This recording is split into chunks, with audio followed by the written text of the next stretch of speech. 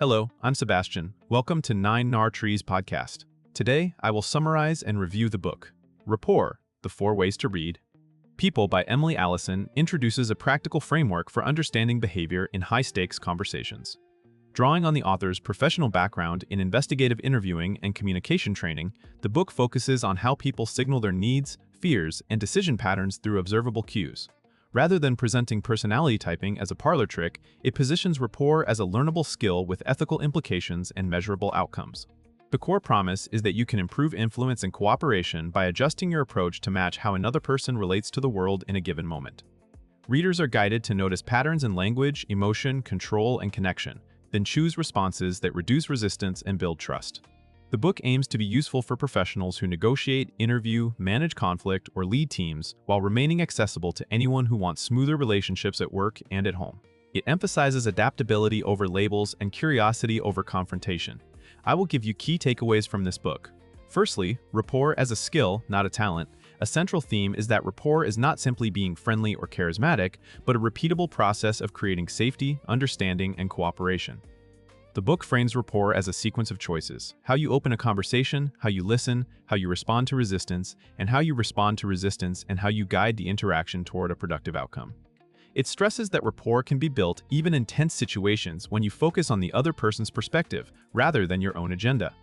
This involves attentive observation of tone, pacing, and emotional intensity, and then making deliberate adjustments to your own communication style. The approach highlights that rapport is dynamic and can be lost or regained depending on whether the other person feels heard and respected. Readers are encouraged to separate agreement from understanding, meaning you can acknowledge someone's feelings or logic without endorsing harmful behavior or conceding your position. The practical value is in reducing unnecessary friction, increasing information flow, and improving decision-making under pressure.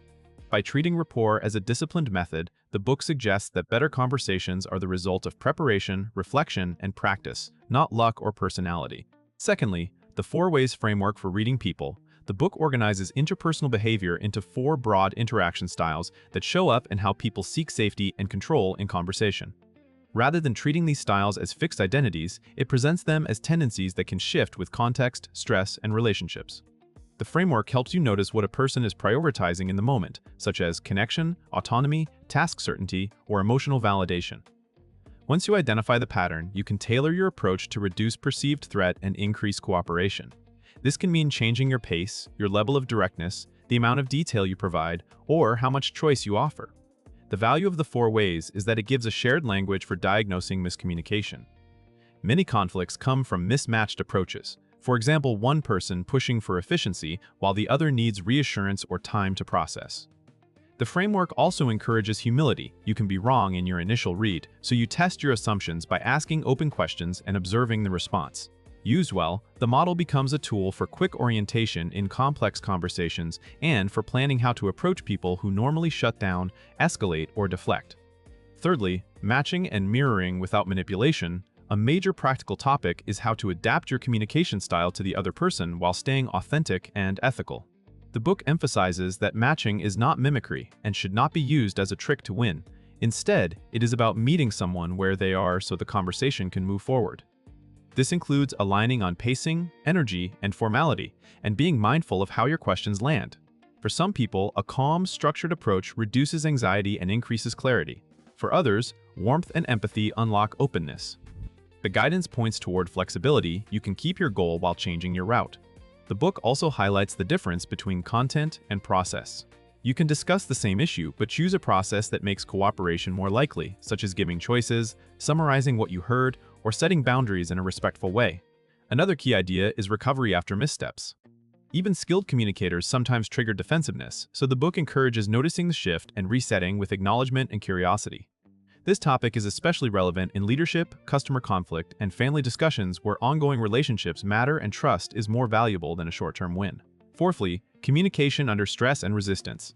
The book pays attention to what happens when people feel threatened, cornered, or judged, because that is when rapport is most fragile and most needed. Under stress, many people narrow their focus, become less flexible, and fall back on habitual behaviors such as argument, withdrawal, appeasement, or control-seeking. The framework helps readers interpret these reactions as signals of unmet needs rather than simply bad attitude. From there, the goal becomes de-escalation and information gathering. Practical guidance includes using questions that invite narrative instead of interrogation, allowing pauses, and avoiding language that escalates shame or power struggle. It also encourages clarity about boundaries. Rapport does not mean tolerating abuse or abandoning standards. Instead, it is a way to communicate limits in a manner that keeps the other person engaged. This is particularly useful for professionals who deal with conflict, complaints, or high-stakes decisions. The book suggests that resistance often indicates a mismatch between what you are pushing and what the other person needs to feel safe. By adjusting to that need, you can move from stalemate to collaboration, or at least to a calmer, more workable interaction. Lastly, applying the model in work, negotiation, and everyday life, beyond theory, the book is positioned as a toolkit for real settings where outcomes matter: interviews, negotiations, leadership conversations, and personal relationships. It encourages readers to prepare by thinking through who they are dealing with, what that person is likely to value, and what might trigger defensiveness. In workplace contexts, the model can help managers deliver feedback in a way employees can hear, and help teams reduce friction between different working styles. In negotiation, it supports better sequencing, building understanding first, then exploring options that address core concerns. In everyday relationships, it can shift arguments from blame to needs, making it easier to discuss money, parenting, boundaries, or trust. A practical takeaway is that you can influence the climate of a conversation even if you cannot control the other person's behavior. By choosing language that increases respect and clarity, you create conditions for better decisions. The book also implies a reflective habit. After a conversation, review what you observed, what you tried, and what worked, then refine your approach. Over time, this builds a personalized communication skill set that improves outcomes across many roles without requiring you to become someone you are not.